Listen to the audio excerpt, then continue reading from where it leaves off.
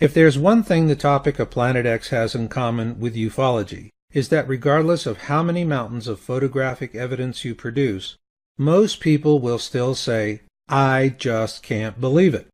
Regrettably, this very expression of cognitive dissonance plays directly into the hands of the Anunnaki, the inhabitants of Nibiru, and the elite leadership of our own planet. Following the Winter of Ash event, which causes global economic and political chaos, the Anunnaki will begin making covert visits to our world leaders. In Being in It for the Species, the guides tell us the Anunnaki will advise our leaders about this impending asteroid impact event. How will it play out? The guides tell us those who are fated to be in the crosshairs of this disaster will be the last to know.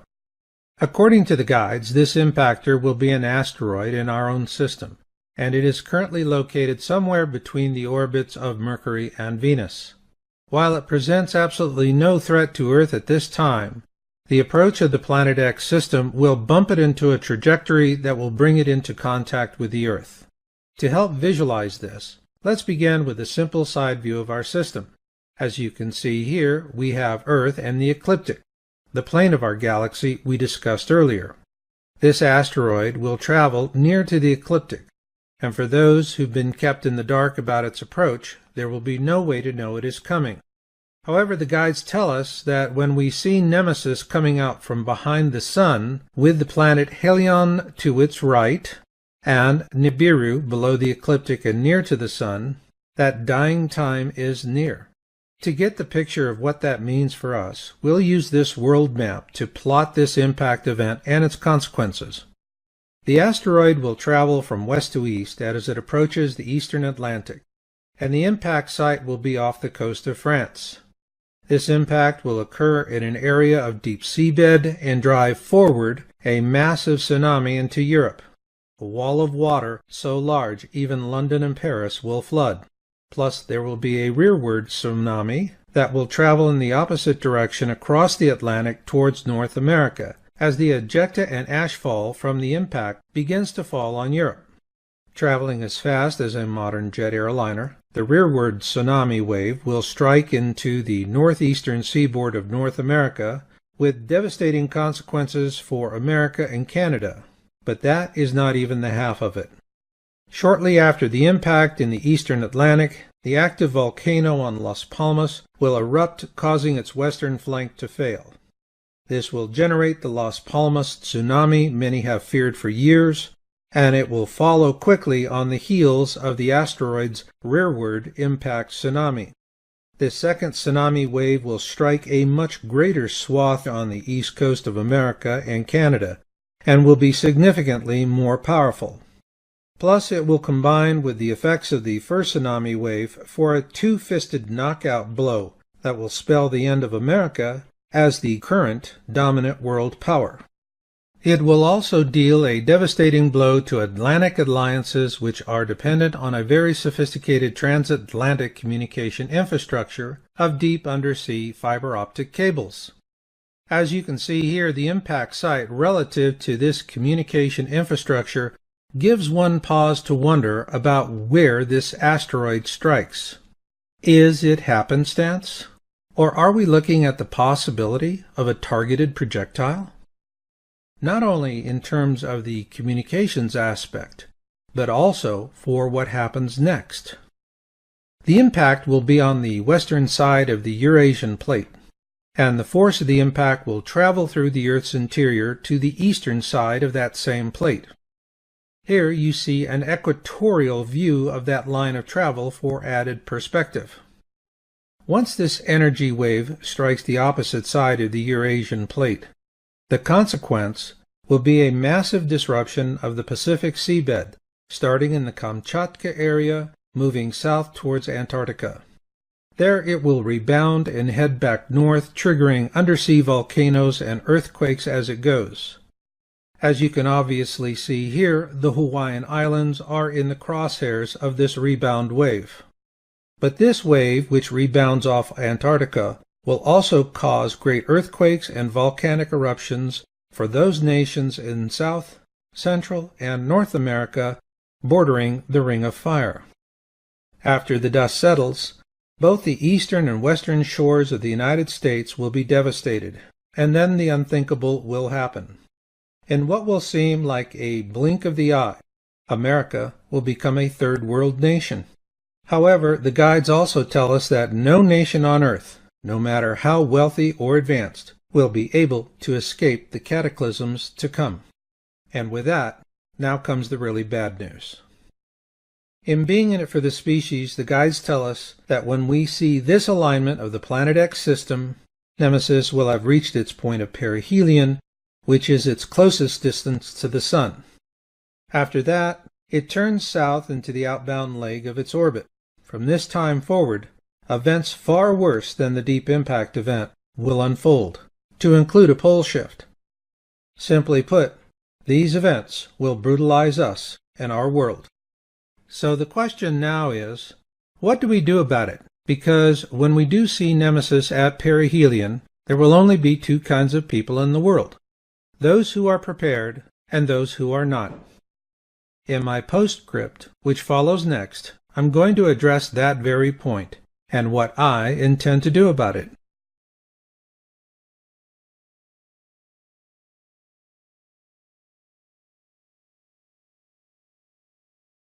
In the book Being in It for the Species, the guides give us very specific descriptions of the various bodies in the Planet X system. In this program, we will examine them one by one, and then we'll see how the Planet X system moves through our own solar system. This will be important because a common question we hear is, why is it we do not see the Planet X system behind us each year as well as in front of us? To answer this question, we first need to look at the bodies which comprise the Planet X system. At the core of the Planet X system is the Nemesis brown dwarf star. It is 56 times the size of Earth and has the mass of 171,000 Earths. The largest planet in the Planet X system is Nibiru, as it is known by the inhabitants of this system. It is 6 times the size of Earth, and its mass is also 6 times that of Earth. It has a moon we named Farada, in memory of astronomer Carlos Muñoz Farada. In size and mass, Farada is comparable to our own moon. The second largest planet in the Planet X system is Helion, as it is known by the inhabitants of the system. It is 3.5 times the size of Earth, but as a bright gaseous planet, its mass is only 2.5 times that of the Earth. It also has a moon we named Harrington in memory of the U.S. naval astronomer Robert Sutton Harrington. In size and mass, Harrington is comparable to our own moon. The smallest of the 3 planets is Arbota, as it is known by the inhabitants of the system. It is 2.5 times the size of Earth, and likewise its mass is also 2.5 times that of Earth. Arbota is in a very fast orbit around Nemesis relative to Nibiru and Helion, and has no moon. Now that we have identified the major bodies in this system, let's take a polar, look-down view of all these objects together, beginning with the smaller sister sun to our own sun, the Nemesis dark star. Nemesis is what is known as a brown dwarf star, which means it is small and very dirty and cannot be seen in the visible light spectrum until it is well inside our own system. However, its approach has been viewed in the infrared range by our governments for decades. The nearest planet to Nemesis is Helion, a bright gaseous planet, and here is its moon, Harrington. Next out is Arbota, the lonely fast mover in the system. And in the outermost orbit around Nemesis is Nibiru, which according to the ancient Sumerians means the planet of crossing. And finally, furthest out from the Nemesis dark star is Nibiru's moon, Farada. To get an idea of how large the Planet X system is in relationship to our own system, let's overlay one upon the other. To do that, we begin with our own Sun. Next comes Mercury, then Venus, our own lovely third rock from the Sun, Earth, then the mysterious red planet, Mars, and finally Jupiter. Because the Planet X system is so relatively small when compared to our own, these planets will suffice for now. So let's place the Planet X system into our own to get an idea of just how small it really is. When you consider that we left Saturn, Uranus, Neptune, and Pluto out of the picture, the Planet X system really does look puny in comparison. Nonetheless, the question we hear more often than not is, why are all of our observations of the Planet X system near the Sun? For many, the assumption is that we should see the Planet X system in front of us as well as behind us once each year. So let's take a closer look at this assumption, which is based more on expectations than fact. In most people's minds, planets move around the Sun much like trains on a railroad track. You know where they're going, just like freight trains traveling on fixed rails. However, the Planet X system moves through space more like an airplane, and unless you're a flyer or you've taken a few flying lessons, this can be difficult to grasp at first. This is because, as every flying student learns, airplanes have a longitudinal, lateral, and vertical axis. Hence the term flying by the seat of your pants, because an important part of becoming a pilot is the ability to feel the orientation of your aircraft with your tuchus. Lucky for us, there is a celestial comparison between trains and airplanes when we look at comets. To set a background for this comparison, let's use this illustration of our solar system as seen from deep space. That outer ball, which has a cutaway section in this illustration, is known as the Oort cloud, and it is made up of all the debris left over from the formation of our solar system. Occasionally, a comet flies in from deep space and passes through our solar system. Called rogue comets, these comets are fast movers, and if they keep their distance, they can avoid being captured by the gravity of our own Sun, at which point they fly right out the other side of our solar system, back into the pitch-black darkness of deep space, never to be seen again. Ergo, these rogue comets are what you might call the celestial freight trains. They've got a single-minded focus as to where they're going, and they just plow straight through. However, the Planet X system does not orbit our Sun like a predictable freight train. Rather, it orbits our Sun much like an airplane, on three axes: longitudinal, lateral, and vertical. Consequently, its movements are far more complex. In fact, in being in the very center of the Sun, and then stretches out in a concentric ring to the 12 constellations of the zodiac. Using the observation reports we've published in previous Yowza.com videos, let's now plot the movement of Nemesis, the brown dwarf at the core of the Planet X system, relative to our own Sun and the ecliptic as seen from Earth. Here's where our estimate of Nemesis was in 2010, based on the observations of Nibiru from 2010 to 2013. And here we see where Nemesis was observed in May of 2013. We used these two reference points to create a rudimentary orbital path based on the fact that Nemesis is in a 3,600-year-long elliptical orbit around our Sun. And here we see estimates of where Nemesis will be at the end of this year on the opposite side of the Sun. This explains why we cannot see it at this time. However, Nemesis will come out from behind the Sun as it reaches its point of perihelion, that point in its orbit where it comes closest to our own Sun. So with this background in mind, we're ready to take on the question: why are we not seeing the Planet X system in front of us and behind us each year? With that, let's return to our deep space view of our solar system. Like an airplane that flies on three axes, the Planet X system essentially does the same. While it is bobbing up and down, so to speak, it is also orbiting around the Sun as well, no differently than any of the other planets in our system. Again, remember that the guides have told us that the Planet X system moves through our skies like nothing else we've ever seen before. The bobbing up and down motion is straightforward, but in terms of moving sideways in orbit around the Sun, we need to look at the number of days it takes for the Planet X system to orbit our Sun, as it bobs up and down through our solar system. Let's begin with Earth, which we know takes 365 days to orbit the Sun. What the guides tell us is that even though the Planet X system is bobbing up and down, it also takes 380 days for this system to orbit around our Sun as well. Now we're ready to put it all together. To the left, we see a polar look-down view of Earth, Nemesis, and the Sun. To the right, we see a side view of our solar system from the ecliptic, with Earth on one side of the Sun and Nemesis on the other, which is why we cannot observe it at this time. Keeping that in mind, let's now change our point of view. To the left, we still have the look-down polar view, but to the right, we now have a frontal view as seen from Earth.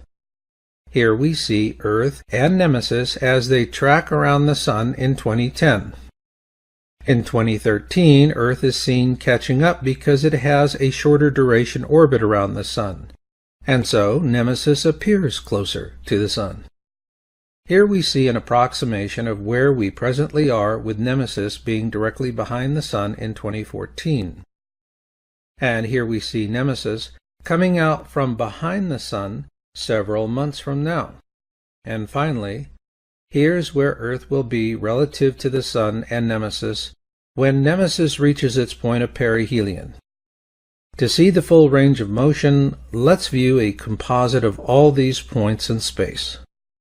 Because Earth orbits the Sun every 365 days and Nemesis orbits the Sun every 380 days, Earth has slowly been gaining on Nemesis, and this is why the recent observations of Nemesis over the past few years have always placed it near the Sun from our point of view here on Earth.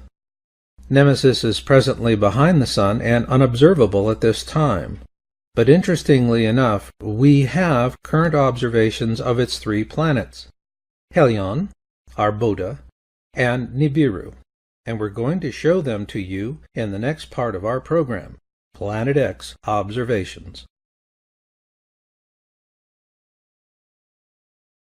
I began researching Planet X in 2001 and published my first article on the topic of Planet X in January 2002. Over the years, I and my fellow researchers have always treated the topic as a threshold risk issue. However, with the release of Being in It for the Species and this video, that has changed. We at Yowza.com now view Planet X as a clear and present danger. Therefore, the conversation about it has changed from, will it come in our lifetime, to how will we survive it? Keep in mind, many of us will, so the consequences are much larger than mere survival itself. Humanity will survive this flyby as it has others in the past. Then we will rebuild and go to the stars. Therefore, the transcendent issue is not survival. It is how we go to the stars after the tribulation. And here, humanity has a clear choice. We can go as Anunnaki stormtroopers, despised by other races. Or we can evolve as a result of this tragedy to become an enlightened spacefaring race, welcomed throughout the galaxy. In essence, what I am saying is that I do believe humanity is worthy of a Star Trek future. For this reason, my mission has changed. I will now devote myself to survival wellness advocacy and join with like-minded others in the peaceful pursuit of a noble destiny where the meek truly do inherit the earth. If you feel the same noble calling to be in it for the species, then you are my brother. You are my sister. Let us move forward together.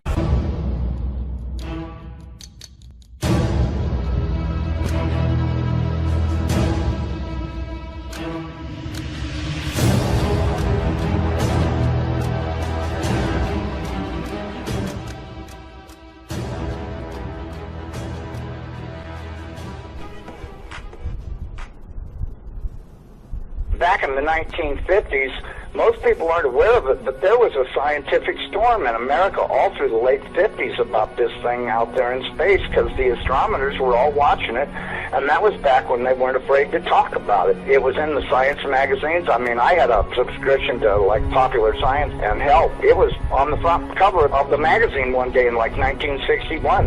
And I was really excited when I saw it, because here's this giant red planet on the horizon of the California coast, and a humongous tidal wave coming in towards the coast, and having grew up in the mountains of the Sierras, and this thing in the magazine, it said this tidal wave coming in was going to be at least 3 miles high, and I went in and showed it to everybody in the house, and they laughed, and they said, look, it says right here, there's nothing to worry about. It won't be here for another 50 years. Hey, guess what? That 50 years has came and gone. And this baby's out there in the sky. They've been watching it. I watched it. And I can tell you, this thing has got so much trash coming around it. You know how we live in a solar system? And we've got 9 planets and a big sun. This thing has got 7 planets and its own sun. But I believe that instead of having dirt on it like our planet does and water, I think this thing is just a big bright reddish-orange iron ball, because it's giving off all this red iron oxide dust out into the atmosphere. When we saw it at first, it was just a teeny little red speck of fuzzy red dust in the distance, but over the years as it went by and we watched it, it got bigger and bigger and bigger. And then finally, about 2008, we could see this thing like it was across the street. And we could see that it was a blazing hot ball of fire, giving out sparkles of red iron oxide dust for thousands of miles in every direction. And you could see the planet circulating it. Now, I'll tell you one thing that I really am nervous about. I think this thing's got a planet like ours circling it. This is its own solar system. We're about to have a solar system come through the middle of our solar system. This can't be good. But unfortunately, it looks as though that's what's going to happen. Hopefully nothing in this mess will hit us, even though it does say it will in the Bible, at least as it does in my Bible. It says we can expect all kinds of problems. We were looking at asteroids right close to this thing. There's asteroids that are floating around right near the, that are orbiting the main sun itself. These things appear to be about 500 miles across. And as you go back into the tail, you get into meteorites that go back for millions of miles in the tail. This thing looks like a giant red teardrop-shaped dust cloud. And you can see, if you're able to see it up close like we did, you can see every speck out there. I guarantee you there's trillions of meteorites following this thing. Now, these CIA people that I know say that we're not going to be that close to it when it goes past us. They're saying that in order to attain breakaway speed, when it comes up around the backside of the sun, its speed will at least double, possibly more, which will put it here earlier than everybody is saying it will. And that this thing will probably be about 20 million miles from us when it crosses in front of us. And then as soon as it flips us upside down, we're going to go into its debris field tail and be pelted with meteorites. And of course in the Bible it says they will talon 70 pounds. So if you've got 70-pound meteorites falling like hail, and I can guarantee you they will be falling like hail because there are that many in the tail of this thing. This thing has got a tail loaded with trash. I mean, it's incredible the amount of stuff that's in this thing's tail. And we're going to go right through that tail, and if it doesn't beat everything on the surface of the ground into a flat putty, I don't know what it'll take. I tell everybody, you better be at least 20, 30, 40, 50 feet on the ground and have either concrete or stone above you, because it'll break through the roof or whatever you've got if you don't. These CIA guys told me that this pole shift will probably happen from start to finish in around 28 minutes. That doesn't give you a lot of warning. When you see that thing out there in the sky, you're going to have to run as fast as you can to your underground facility, because this is going to happen so fast. Now, see, here's another thing nobody's talking about. You've got this giant iron planet that they say is 47,000 miles across, getting ready to come up past us. And when it starts to approach us, it's going to start and have real serious effects. So is it a planet or a failed star? It's not a failed star. You know, I saw this thing up close. It did not look like a failed star. It looked just like our sun. Right. Okay? Would you call our sun a failed star? No. Okay, well, you had said planet. I wasn't sure if it was like a failed star brown dwarf or a full sun. So it's a full sun? It looks to me like a miniature sun, just like the one we have. The only difference is our sun is giving off flames and stuff, and this one's doing the same thing as it, but it's giving off this red iron oxide cloud of dust around it, and until it got close, we couldn't even tell what was in there. We could see it was hot, and it looked like it was just a dull red when we were first able to discern it through the red cloud. But as it approached, it started to become more apparent that this thing is just orange hot. I mean, to tell how hot it is, I was told that they estimated between 5 and 10 million degrees, but, I don't really know, if that's right or not. I mean, it's got to be pretty hot because it's sending all of this red iron oxide dust out into space around it, right. And it's got this enormous, and I mean enormous, at least 50 or 100,000 miles on each side of it, this red dust cloud that goes all the way around it. I know when we were watching it, as it started to make the upward swing to approach behind our sun, it was amazing. The red dust cloud settled down. Instead of being round, it started to settle down into a V, like wings, upside down wings. Right. And I thought, boy, I wonder if that's where the ancient Sumerians got the idea this thing had wings, because, centrifugal force is a funny thing. When it comes back up around the planet, when we see it in the sky, my guess is it's going to look like it's got wings, because centrifugal force is going to be pulling the red iron oxide dust and particles out to one side, and then as it starts to climb out and go away from us, listen, I was told that this thing's magnetic field is going to be so strong, anybody that does not have a padded lead helmet to wear will have their brain gutted for everything they ever knew, and they'll be a complete raving moron after this thing passes. They'll they won't know, they'll pee in their pants. They won't have a clue what's going on, because this thing will gut their brain. And I was reading a deal in my Bible. It says that after this happens, that nobody will care because they won't be able to remember it. Well, of course, I was told by somebody the reason that is because the electromagnetic field from this thing will be so strong, because, see, as it comes up underneath of us, it's going to start and pull us toward it. And then, just like a pair of big magnets, all of a sudden it's going to lock onto us. And when it does, it's going to be like the Jolly Green Giant hit the earth in the ass. It's going to send a jolt 500 to 1,000 foot high. This is what I'm told. 500 to 1,000 foot high shock waves all the way around planet Earth. They'll be so bad that in a lot of areas that don't have good solid soil, it'll fluff it so badly that you'll practically be like you're standing in quicksand. And that this thing's magnetic field will literally gut your brain of everything. And so you may want to give some thoughts to getting you some sheet lead, build you a little lead helmet to wear, like a little motorcycle helmet to protect your entire brain and the back of your neck, so that way this can't happen. Because, if these guys are right about this, and I'm pretty sure they are, because I know for a fact they know what they're talking about when they say stuff. And and it does sound reasonable to me, knowing what I do about electromagnetic energy, that this could happen. So what you're hearing, folks, is the interview with a CIA buddy that saw exactly what we're talking about, going way back. He looked through the Hubble telescope. He says, I saw, like it was across the street. So when you have first-hand eyewitness that says, I saw it, he's describing what he saw. Now we can tell he's not an astronomer. He doesn't even say the word correctly. He's probably not that educated in any of the field of science when it comes to this. But he was lucky enough to have a buddy that was there. He could take a glance into the Hubble telescope and see something that probably scared the bedoodles out of him. And they were looking at this thing back in the day when it wasn't being covered up, because they felt there was enough time. There was enough time to prepare down the road.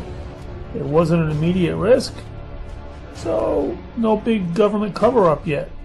But then once somebody got a hold of it and said, listen, we can't let this cat out of the bag, because it might not seem dangerous today, but there'll be enough people making some waves, pardon the pun, that's going to cause some controversy and some conspiracy theories start running wild. So obviously it got covered up for a while, and then probably about the mid 70s, early 80s is when it resurfaced again.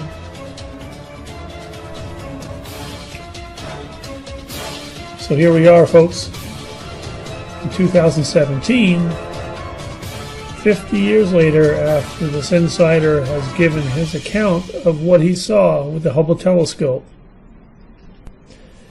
back in the 60s. So we know the government has known about this for a long time. They have covered this up. And we have steadily uncovered the information, whether it be the U.S. Navy flood map, to all the information about Nibiru, Nemesis, and its planets in the solar system that's coming through our solar system. The data has been there. We have painstakingly uncovered it, and with the advent of the internet, the computer, and the social media, we have been able to pass this information along to one another very quickly. And so we know that the effects of what's happening with this solar system passing through us from history of recorded events is real. There's very biblical foundational proof that's happened in the past, whether it be pole shift of the Earth flipping on its axis, the flooding and the tsunamis that come along with that, the melting of the polar caps, the sea level rise, the tsunamis, the earthquakes, the shaking, the earth crust breaking apart, all has been recorded, and we have been projecting the effects coming soon. The size of this Nemesis system in comparison to the Earth is staggering. Thus, why the government has covered this up for all these years. Executive orders written to protect the American people from the truth. And rightly so, because we know how difficult it would be to evacuate 70 million people off the coastlines. And the government has done that too. They realize the pitfalls in regard to moving this many people to safety. But for those of us that do watch these videos and research ourselves, to find the proof in the photos of the coming Nibiru and Nemesis system, the collection of these 7 planets that are in our solar system affecting us now, will continue to increase. By the time we see it in the sky with the effects coming in, that will be too late. Our time is now to begin acting on these gut feelings and research and data that we have put together. These collective ability of seeing these things before we start seeing the tsunamis flood into the coastlines. Because when this pole shift alignment happens, when the Nibiru and Nemesis and the other planets and moons come in proximity to this Earth, it will happen so quickly we will not have time to do anything. The commentator in this video that gave his account said that this pole shift will happen in approximately 30 minutes. So this effect of the oceans and sea level rise will happen very rapidly. We see the asteroid shower, meteor shower happening on August 12th. We have a solar eclipse coming on August 21st. We have the September 23rd alignment of all the planets and stars, according to prophecy in Revelation 12. This year, September 23rd, 2017. It's no coincidence that this alignment of the celestial sign, the harbinger warning of the events coming, that it coincides with all these other things that we've been researching for these past several years. So the time is now, folks, to make the move, know exactly where and what you're going to do with the like-minded people within your group. This is not something that we can just overlook. The government has spent decades preparing for this. Many of us have spent at least 5 to 7 to 10 years researching all this. We have seen the proof of the theories by watching the sunsets and sunrises across the globe at different time intervals and different locations, from South America to the UK to Halifax, Nova Scotia, up north. We have seen photos like this.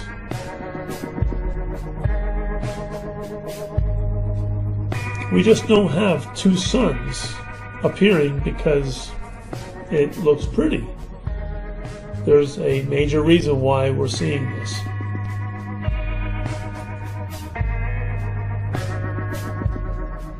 So for those who have done the research and have the gut and instinctive feeling inside to say it's time, I implore all of you to pray, be led by your spirit, share with others, and make a move. Act on what you're seeing and feeling and make it happen now, before it's too late. Because when we see it in the sky, it is too late. We'll see you on the other side, folks.